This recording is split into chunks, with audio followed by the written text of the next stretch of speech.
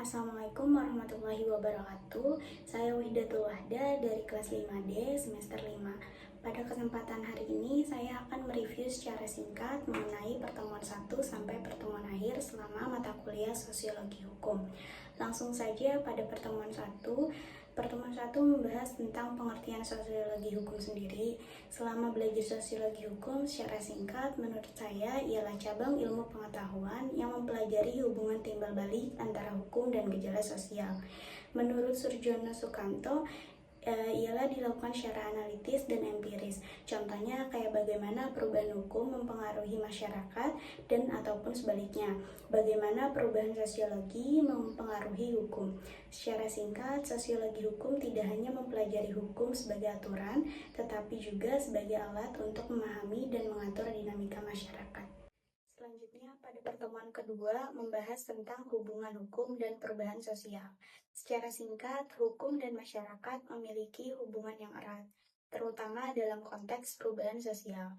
Menurut Solo Sumarjan, perubahan sosial mencakup perubahan lembaga masyarakat yang mempengaruhi sistem sosial, nilai, hingga perilaku masyarakat.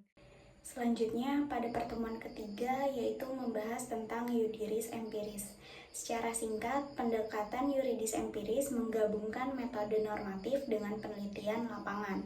Fokusnya adalah pada penerapan aturan hukum dalam kenyataan masyarakat, atau biasa dikenal dengan law in action. Contohnya, bagaimana hukum diterapkan pada kasus tertentu dan bagaimana masyarakat meresponnya. Metode pendekatan yuridis empiris mencakup pendekatan sosiologis, antropologis, dan psikologis.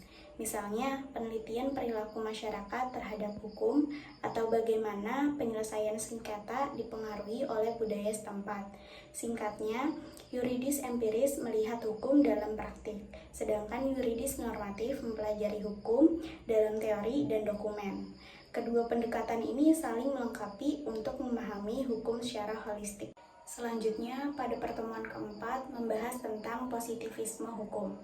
Adalah mazhab filsafat hukum yang memisahkan secara tegas antara hukum dan moral.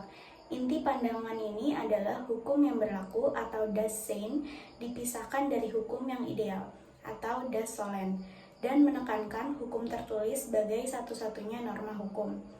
Selanjutnya, pada pertemuan kelima membahas tentang mazhab pemikiran hukum sociological jurisprudensi. Sociological jurisprudensi adalah mazhab filsafat hukum yang menekankan keterkaitan erat antara hukum dan masyarakat. Hukum yang baik menurut aliran ini harus mencerminkan nilai-nilai yang hidup dalam masyarakat, atau bisa disebut dengan living law, dan tidak hanya berorientasi pada hukum positif atau positive law. Selanjutnya, karakteristik utama dari materi ini yaitu hukum sebagai norma sosial atau hukum dipandang sebagai bagian dari institusi sosial yang terkait erat dengan nilai-nilai masyarakat. Selanjutnya, pendekatan dialektis.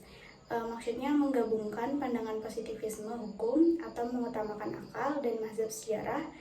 Selanjutnya ada keseimbangan hukum dan sosial, yaitu menggunakan akal dan pengalaman untuk membangun hukum yang mencerminkan kebutuhan sosial, perbedaan dengan sosiologi hukum. Sosiologi jurisprudensi, pendekatan dari hukum ke masyarakat, berfokus pada pengaruh hukum terhadap masyarakat. Selanjutnya ada sosiologi hukum, pendekatan dari masyarakat ke hukum, mempelajari pengaruh masyarakat terhadap hukum. Selanjutnya, pada pertemuan ke-6 membahas tentang mazhab living law, yaitu menekankan bahwa hukum tumbuh dari kebiasaan dan nilai-nilai masyarakat, menjadi refleksi budaya yang hidup atau the living law, meskipun seringkali digantikan oleh hukum positif dalam negara modern. Sementara itu, mazhab utilitarisme berlandaskan prinsip kebahagiaan terbesar bagi sebanyak mungkin orang, di mana hukum harus menciptakan manfaat sosial, mencegah kejahatan, dan melindungi kepentingan masyarakat serta individu. Keduanya menyoroti pentingnya relevansi hukum dengan realitas sosial. Namun, living law lebih mengakar pada norma-norma tradisional, sedangkan utilitarianisme berfokus pada hasil dan keseimbangan kepentingan. Selanjutnya, pada pertemuan ke-7 membahas tentang Emile Durkheim dan Ibnu Khaldun. Emil Durkheim menekankan pentingnya solidaritas sosial dalam memahami struktur masyarakat, membedakan antara solidaritas mekanis pada masyarakat tradisional yang homogen dan solidaritas organik pada masyarakat modern yang kompleks. Ia juga melihat hukum sebagai cerminan moralitas kolektif dan alat untuk menjaga keteraturan hukum sosial. Sebaliknya, Ibnu Khaldun melalui teori asabiyah atau solidaritas kelompok menyoroti dinamika perubahan sosial dan siklus kehidupan peradaban. Ia percaya bahwa kemajuan dan kemunduran suatu masyarakat bergantung pada kekuatan solidaritas dan kepemimpinan, serta keterkaitan antara budaya, ekonomi, dan politik. Selanjutnya ada pemikiran hukum Max Weber dan H.L.A. Hart. Max Weber melihat hukum sebagai bagian dari proses rasionalisasi masyarakat modern. Ia membedakan hukum menjadi 3 tipe utama, yaitu tradisional, karismatik, dan legal rasional. Weber menekankan bahwa hukum modern bersifat legal sampai rasional, didasarkan pada aturan tertulis yang konsisten dan diterapkan oleh otoritas yang sah, sehingga mencerminkan sistem yang terorganisasi secara ilmiah. Sedangkan H.L.A. Hart di sisi lain menyoroti pentingnya aturan premier, dan sekunder dalam sistem hukum. Aturan premier mengatur perilaku, sedangkan aturan sekunder memastikan validitas pengubahan dan penerapan aturan premier. Hart juga membedakan antara hukum dan moral, menekankan bahwa hukum adalah sistem norma yang otonom tetapi tetap bisa dipengaruhi oleh nilai-nilai masyarakat. Selanjutnya ada effectiveness law atau efektivitas hukum adalah sejauh mana hukum dapat mencapai tujuannya dalam mengatur perilaku, menjaga ketertiban, dan memberikan keadilan. Hal ini bergantung pada beberapa faktor seperti kejelasan aturan, konsistensi penegakan, kesesuaian dengan nilai masyarakat, kesadaran publik, dan persepsi tentang keadilan. Hukum akan lebih efektif jika jelas, ditegaskan secara konsisten, diterima oleh masyarakat, dan mampu beradaptasi dengan perubahan zaman. Selanjutnya, law and social control. Hukum adalah alat utama untuk pengadilan sosial, berfungsi menjaga ketertiban dan mengatur perilaku individu dalam masyarakat. Melalui norma aturan dan sanksi, hukum menciptakan batasan yang jelas tentang perilaku yang dapat diterima.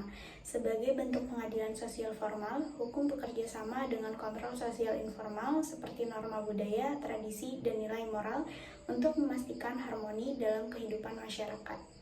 Selanjutnya, Social Legal Studies. Sosiologi legal studies adalah disiplin interdisipliner yang mempelajari hukum antara hukum dan masyarakat. Pendekatan ini tidak hanya melihat hukum sebagai aturan formal, tetapi juga sebagai fenomena sosial yang dipengaruhi oleh budaya, ekonomi, politik, dan praktik masyarakat. Fokus utamanya adalah bagaimana hukum beroperasi dalam kehidupan nyata, bagaimana ia membentuk dan dibentuk oleh masyarakat, serta dampaknya terhadap keadilan dan perubahan sosial. Selanjutnya, progressive law. Progressive law adalah pendekatan hukum yang menekankan perubahan dan reformasi untuk mencapai keadilan sosial. Pendekatan ini berfokus pada upaya untuk mengatasi ketidaksetaraan, diskriminasi, dan ketidakadilan yang ada dalam sistem hukum, serta berusaha untuk menciptakan hukum yang lebih responsif terhadap kebutuhan masyarakat. Progressive law mendorong penyesuaian hukum dengan perkembangan sosial, ekonomi, dan politik untuk memastikan keadilan bagi semua lapisan masyarakat. Selanjutnya ada legal pluralism. Legal pluralism adalah konsep yang mengakui adanya lebih dari satu sistem hukum yang berlaku dalam satu masyarakat.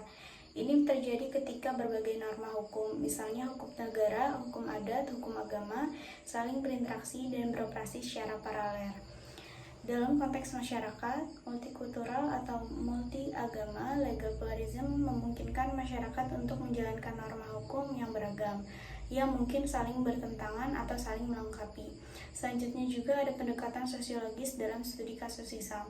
Pendekatan sosiologis dalam studi hukum Islam mengkaji hubungan antara hukum Islam dan masyarakat, serta bagaimana hukum Islam diterapkan dan dipahami dalam konteks sosial, budaya, dan politik. Pendekatan ini berfokus pada praktik hukum Islam dalam kehidupan sehari-hari, bukan hanya teks-teks hukum atau fikih. Ia memperhatikan dinamika sosial yang mempengaruhi penerapan hukum Islam, termasuk interaksi antara norma agama dan hukum negara, serta bagaimana hukum Islam berkembang dalam masyarakat yang berbeda. Sekian, terima kasih.